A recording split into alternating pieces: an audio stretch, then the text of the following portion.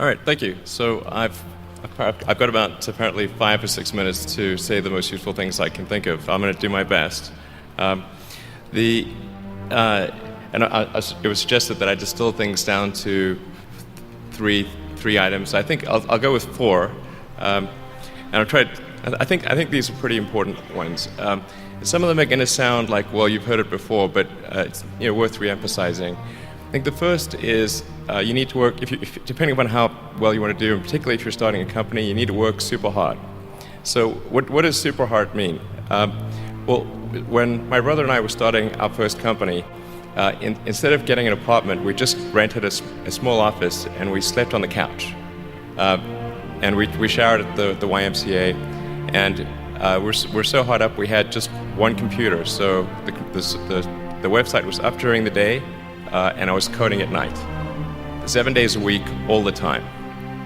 And I sort of briefly had a girlfriend in that period, and in order to be with me, she had to sleep in the office.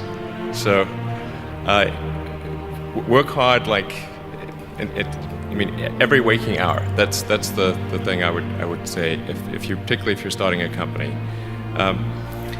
And I mean, if you do simple math, say like, okay, if somebody else is working 50 hours and you're working 100, you'll get twice as much done in the course of a year as the other company. The other thing I'd say is that if you're creating a company or if you're joining a company, the most important thing is to attract great people. So either join a group that's amazing, that you really respect, or if you're building a company, you've got to gather great people. I mean, all a company is a group of people that have gathered together to create a product or service.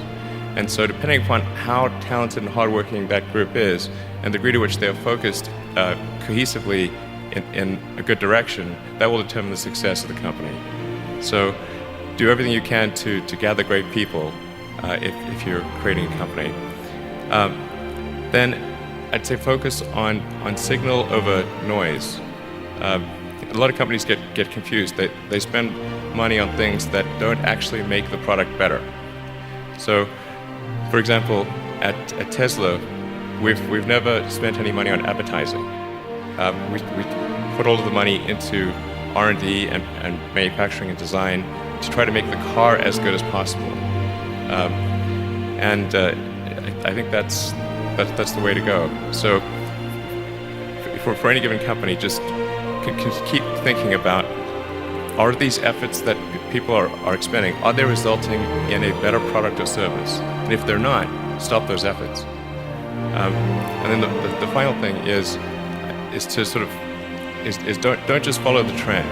So you may have heard me say that it's good to think in terms of the physics approach, or first principles, which is, rather than reasoning by analogy, you boil things down to the most fundamental truths you can imagine, and you reason up from there.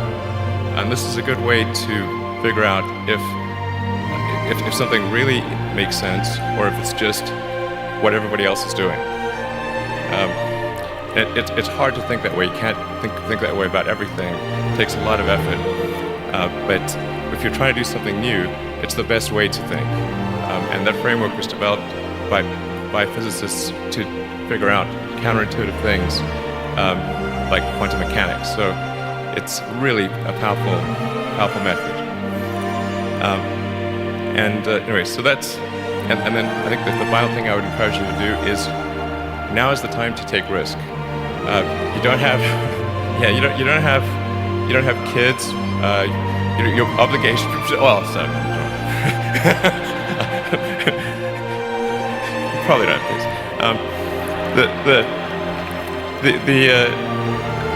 But as you get older, your obligations increase. So and once you have a family, you start taking risk not just for yourself but for your family as well. It gets much harder to do things that might not work out. So now is the time to do that before you have those obligations. So I would encourage you to take risks now. Do something bold. You won't regret it. Thank you.